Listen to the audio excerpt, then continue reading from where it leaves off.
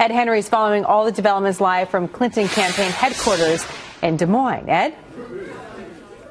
Good to see you, Jenna. What's happening here, you can see the phone bank behind me, the traditional sort of what would be get out the vote. In this case, get to caucus tonight. A lot of volunteers coming in here. They say here at the Clinton headquarters that over the last 3 days alone, they've had 8,000 volunteers, more than 8,000, all across the state. And I've been driving across the state for a long time, as you know. It takes a lot of time to get out there, but they're working hard. I'm seeing a lot of excited faces coming in saying they're going to get out tonight. And part of that excitement here, frankly, is because they had a surprise visitor a couple of hours ago right where I'm standing. It was Hillary Clinton herself, brought some coffee and some other treats for her volunteers, for her staff, and she said she's excited about tonight. Watch.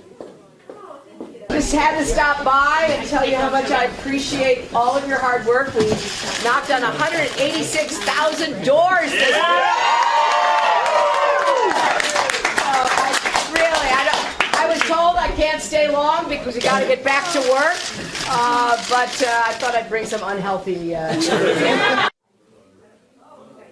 Now, what we've seen both Secretary Clinton and Bernie Sanders in recent days doing is trying to see who's closer to President Obama, who's embracing him more, because both of them are trying to put together, back together that Obama coalition that surprised Hillary Clinton on the ground here in Iowa 8 years ago. And Sanders made a bold prediction today, which is that if he can get a big turnout, he thinks he'll win here in Iowa. Watch. We will win if there's a large voter turnout. If a lot of non-traditional voters, younger people, working class people, lower income people who often do not participate in the political process, if they come out in big numbers, we'll win. If they don't, we won't.